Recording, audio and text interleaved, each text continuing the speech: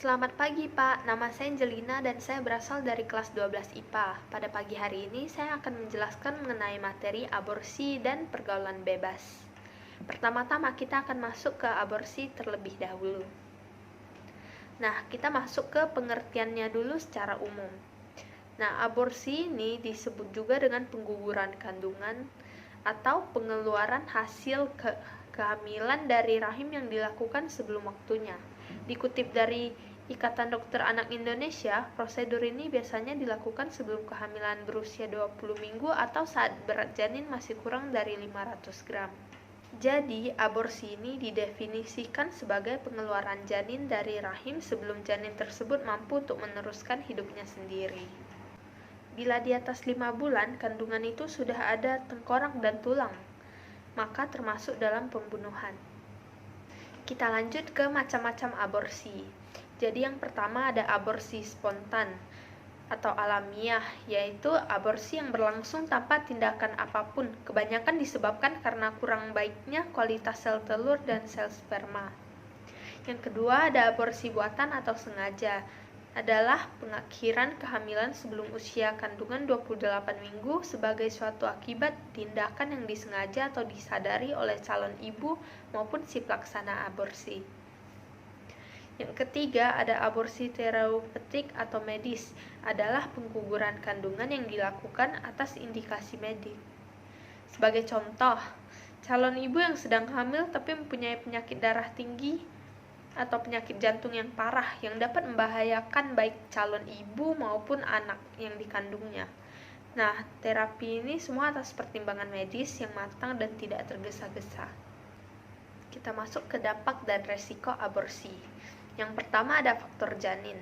Kondisi janin yang mengalami kelainan saat berada dalam kandungan merupakan salah satu faktor penyebab mengapa seseorang melakukan aborsi.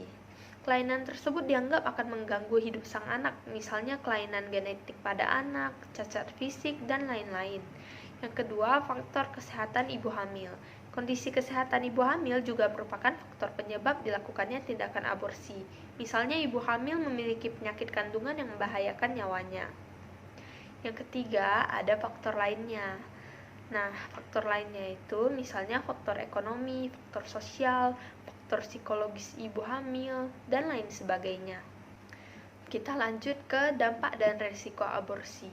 Tindakan aborsi merupakan praktik yang penuh resiko. Resiko ini muncul mulai dari pendarahan hingga kematian karena pendarahan yang terlalu banyak. Aborsi juga dapat mengakibatkan kemandulan karena infeksi dari penghisapan rahim menjadikan saluran induk telur tertutup. Di samping itu juga akan mengakibatkan rusaknya alat reproduksi sang ibu.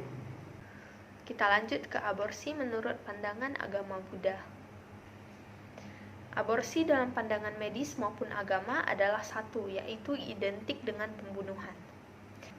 Aborsi adalah suatu tindakan pengguguran kandungan atau membunuh makhluk hidup yang sudah ada dalam rahim seorang ibu. Hal ini karena sudah terjadi kehidupan di dalam rahimnya. Syarat terjadinya kehidupan manusia menurut pandangan agama Buddha adalah adanya pertemuan antara sel sperma dan sel telur.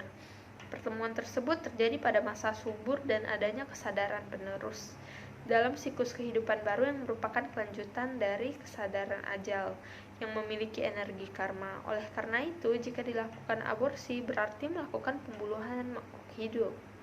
Nah, untuk tahu lebih jelas tentang syarat terjadi pembunuhan, saya akan bahas ya. Jadi, ada 5 syaratnya. Yang pertama itu adanya makhluk hidup. Lalu kita mengetahui atau menyadari adanya makhluk hidup. Kemudian ada kehendak untuk membunuh.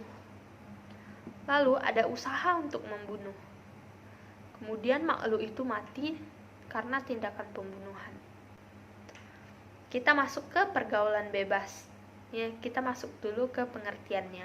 Jadi, pergaulan bebas itu adalah salah satu bentuk perilaku menyimpang yang mana bebas yang dimaksud adalah melewati batas-batas norma yang ada. Masalah pergaulan ini sering kita dengar baik dari lingkungan sekitar maupun media massa. Fenomena yang terjadi saat ini banyak generasi muda yang masa depannya hancur karena terjebak dalam pergaulan bebas. terutama di kalangan para remaja yang salah dalam bergaul atau berinteraksi dengan lingkungan di sekitarnya. Pergaulan bebas bisa dikatakan sebagai bentuk perilaku menyimpang yang melewati batas-batas norma yang ada dalam suatu masyarakat. Perbuatan yang melewati batas norma ini sebaiknya jangan dilakukan oleh pada remaja. Kita masuk ke penyebab pergaulan bebas. Jadi di sini terbagi menjadi dua faktor ya penyebabnya, yaitu faktor internal dan faktor eksternal. Kita akan bahas faktor internal dahulu. Jadi faktor internal ini merupakan faktor yang penting karena berhubungan dengan perasaan, sikap, dan pikiran dari remaja itu sendiri. Pikiran yang sudah terkontaminasi hal-hal negatif akan membawa dampak negatif pula pada perkembangan jiwa dan sikapnya. Sikap mental yang tidak sehat membuat banyak remaja merasa bangga terhadap pergaulannya. Pergaulan yang mereka banggakan sebenarnya merupakan pergaulan yang tidak benar. Akan tetapi mereka tidak memahaminya karena daya pemahaman yang lemah atau kurang. Kita lanjut ke faktor eksternal. Faktor eksternal itu berasal dari luar diri. Dalam kaitan ini, faktor yang dimaksud antara lain ialah pola asuh dari keluarga atau orang tua. Kurangnya perhatian dan kasih sayang dari keluarga atau orang tuanya sendiri menyebabkan seorang remaja mencari perhatian lain. Perhatian lain tersebut yang terkadang malah menjerumuskannya ke dalam pergaulan bebas. Ketika seorang remaja mengalami tekanan karena kekecewaan, ia akan menjadi remaja yang sangat labil dan sulit untuk mengatur emosinya, sehingga mudah sekali terpengaruh hal-hal negatif di sekitarnya, terutama pergaulan bebas. Tekanan-tekanan itu diantaranya orang tua yang bersifat otoriter, ataupun terlalu membebaskan, sekolah yang memberikan tekanan terus-menerus dari segi prestasi maupun peraturannya, serta lingkungan masyarakat yang menimbulkan masalah pada sosialisasi. Kita masuk ke hindari sahabat palsu. Dalam pergaulan kita perlu menekankan kewaspadaan, karena bila lalai maka kemungkinan kita dapat dihancurkan oleh teman kita sendiri.